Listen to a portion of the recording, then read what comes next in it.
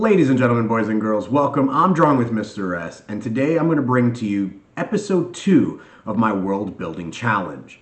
Now, 4 other artists and myself are taking on the big task, creating our very own fantasy worlds, and we have 1 year to do so. So episode number 2 is today, and I get to continue my story where I left off with our main character, Ruku, who kind of blacked out. Now, I'm really excited about this one because I have to say this has got to be the best art I've ever done, and it's got to be the best writing I've ever done. So I really hope you enjoy episode 2, The Burden of Destiny.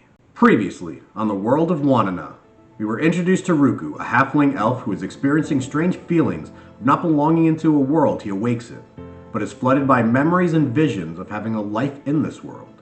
His best friend Orm, a dwarf mage in training, picks Ruku up from his home so they can attend Field Test Day, a Brewhaven University trial given to their mages to see if they can move up ranks, or to another level to help them unlock their magical potential. Ruku and Orm make it on time to Professor Nome's test, where they must defeat low-level Florasia monsters. Professor Thanalos came to see the test because his tea leaves foretold of something big happening at the testing site. Many students, including Ruku and Orm, were successful and moved on to become level 2 mages, unlocking level 2 magic in their magical tomes, or spellbooks. However, something unexpected to all but Professor Thanalos happened. A wild owlbear came storming in and attacked the students. Ruku's magic tome began glowing and unlocking magic that was above his level. Ruku cast a fearsome fire spell at the owlbear that took the fearsome creature out. Professor Thanalos ran up to inspect Ruku's hands where the magic was released, but his own power of prophecy and premonition took over as soon as he touched Ruku's wrist. Visions began flooding both Ruku and the professor's minds. Professor Thanalos claimed that Ruku was one of the 7 heroes of Wanana and blacked out. If you enjoyed the synopsis or today's episode, don't forget to hit the like button. Now just sit back, relax, and enjoy the episode. Everything was pitch black. Then colors of faceless images began floating around Ruku's mind. The red image looked like a large warrior with a tattoo visibly covering its right arm. The yellow image appeared cat-like, holding a pendant in its hands. The green image seemed to be holding on to an old map. The blue image wore a necklace that seemed to have some religious symbols. The pink image was surrounded by food and wore an apron around its waist. The violet image had a long beak and held on to a compass. The violet image was becoming clearer compared to the rest of the colorful visions. This was until sounds of Ruku's names being shouted began bringing him back to full consciousness. As Ruku opened his eyes, he saw a red-scaled serpent and a hairy dwarf staring back at him.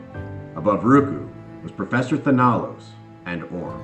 As he slowly got up from the ground, he could see that Professor Nome was instructing the other students around the field to gather up any of the seriously injured students so he could cast a healing spell.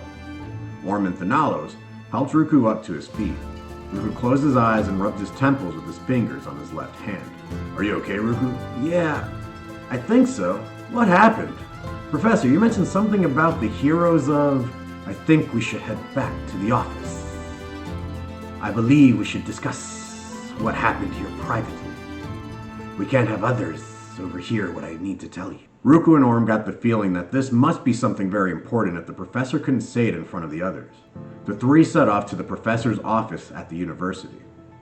Once they stepped through the door, a fragrance of jasmine overtook the air. Everything was very well organized, and there wasn't a speck of dust anywhere the eye could see. The books were arranged by size and color on the shelves. The plants near the open window were thriving. The only thing that might be considered dirty or out of place was a cup of finished tea on the professor's desk. "Ruku, Orm, what I'm about to share with you both is something often thought of as legend.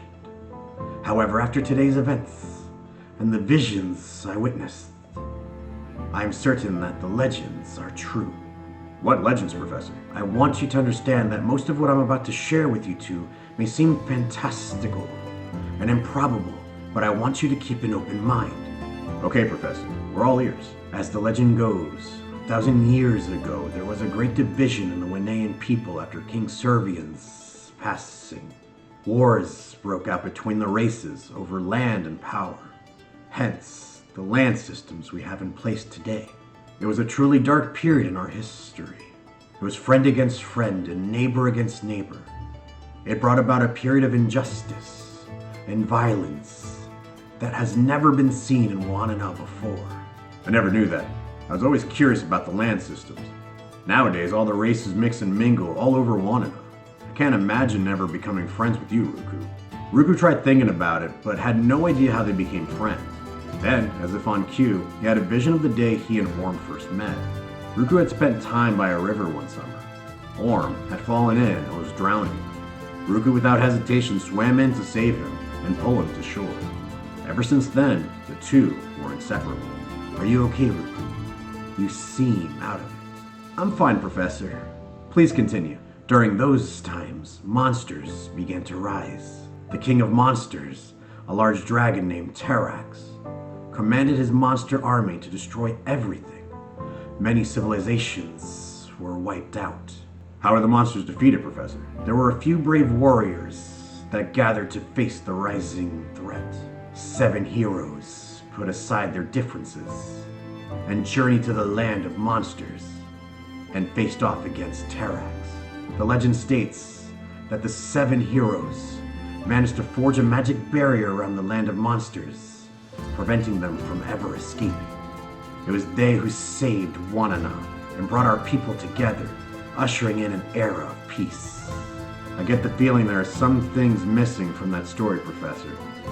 I can't quite put my finger on it, but I know I'm right. Good intuition, Ruku. You see, the legend has been passed down orally over the generations. I'm sure there are some things that have been lost over time. I'm honestly not sure what to believe. Parts of the story seem possible, like with the land systems. But are we sure there was ever such a threat? I guess you're going to have to listen to the prophecy. Professor Thanalo slithered over to the wooden oak desk. He pulls the first drawer completely out of the desk. He knocks on it 3 times and turns the handle 180 degrees. The drawer turned black. He placed the drawer back into the wooden desk, and the entire desk changed, and now resembled a black cauldron station. It was still the same size as his original desk, only sleeker, sharper, and with the shiny black finish. The top of the desk had a single burner for potion making. The professor reached over to a dial and turned it over to the right, igniting a green flame on the burner. He took a plain piece of paper from his robes, sprinkled it with some ash from a vial on his desk, and burned it over the flame. The paper did not burn in the way you would expect. It changed the paper to an old scroll. Normayala. The desk turned back to its original form. What was that? Don't you mind that. Here's a prophecy that dates back thousands of years. The year of the 7 heroes. The prophecy states that after a millennium, the magic holding the monsters will weaken. The 7 heroes will need to be called upon again to save the world. There seems to be parts missing from the prophecy. This scroll has been passed down by my family throughout the ages. They were one of 3 trusted families to be keepers of the prophecy. As you can see, this one has been worn down over the years. Even I do not know what the rest of the prophecy states, nor do I know the other entrusted families. It seems all too important to not know. Ruku, what do you think about all this? Ruku's mind began racing. As he listened to the prophecy, the visions from earlier began flooding his mind. It took everything he had to fight against it. I just need to go. Ruku began walking towards the office door. Wait, Ruku. You can't just go. It's your destiny to protect the world. I don't know, Professor. I think you have the wrong guy. Ruku stormed out of the office and began running down several flights of stairs. Ruku continued running until he was back at the testing site. He looked at the remaining pile of ash where the owlbear once laid. Ruku began getting lost in thoughts. How could he be one of the 7 heroes? He was only a mage in training. He didn't have much confidence in his magical abilities, let alone could he use them to save the world. Ruku continued running until his legs tired. He could see the natural mountain barrier that overlooked the land of orcs. Orm arrived minutes later on horseback. He sat down next to Ruku, and the two sat there in silence for about an hour. I don't know if I can do this. I'm being told that I'm one of the 7 heroes from an old legend. There's even a prophecy about me saving the world. What if Professor Thanalis is wrong, Orm? What if I'm not strong enough to live up to these expectations? Do you remember the day we became friends? The day you fell in the river? Right. Destiny is kind of like that. Most people think it's a straight path, like a story that's already written. but it's more like a river. It's always moving, always changing. Sometimes it's gentle, and other times it crashes against the rocks. You can't fight the current, but you can choose how you move with it. But what if I fail? What if I make the wrong choices?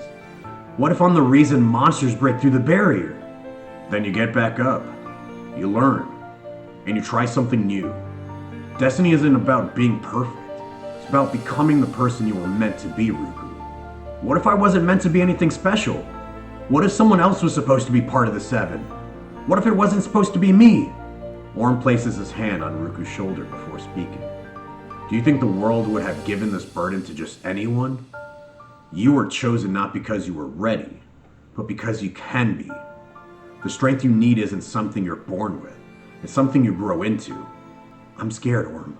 That means you understand what's at stake. A true hero isn't fearless. A true hero moves forward despite fear. I just wish I knew for sure that I could do this. No one ever knows for sure. Not until they take the first step. Here's a little secret, Ruku. The moment you doubt yourself, that's the moment you prove destiny wrong. Because you choose to stand, even when everything inside of you says you can't. How did you become so wise, Orm? I just read a lot of stories about heroes. I guess there's no fighting destiny. I think we should head back to... A violet image began resurfacing in Ruku's mind. It began to glow and then become clearer. Ruku was able to see a bird-folk pirate holding a compass. The vision faded, and he was back in the field. What just happened? Ruku explained to Orm about the visions and memories he has been having over the course of the day. He then shared his recent vision about the bird-folk pirate. I can't explain it, Orm, but I think I need to head north. But the land of avians is in the southwest. I get it. I just have a strong feeling about this. I'm glad you're finally accepting your destiny, Ruku. I've also made a decision. I'll be staying here at the university to see if I can find more information about the prophecy and about the keepers Professor Thanalos told us about. I guess it's settled. Let's speak with Professor Thanalos about our decisions. By this time tomorrow, I'll be facing this burden of destiny. Well guys, I hope you enjoyed this episode because I'm so happy about the way this one turned out. My favorite moment is the heart-to-heart moment between Orm and Ruku about the burden of destiny, because I feel like there's so much that can be unpacked there. The remaining episodes of this World Building Challenge series will have more action to it, I promise. I'm planning on using designs created by the community through my community redraw prompt to help me design some of the creatures from the land of monsters. So, if you haven't started yet, there's still time. I want you to create your own chimera. In Greek mythology, it's a lion that has a goat's head as its second head, and a snake head at the tip of its tail. For you, I just want to see you mash up 2 to 3 or more monsters together. Please, no AI images or tracing. I want to see what you guys can do and get inspired by your creativity. Speaking of which, don't forget to leave me a little lore about your chimera so that it can help me with my decision making. You can submit in your art piece via Discord, linked in the description below, or via email at dwmsredraws@gmail.com. That's dwmsredraws@gmail.com. As always, I'm Drawing with Mr. S, and I'll see you all in the next video. Y'all take care of yourselves. Have a good one. Bye-bye.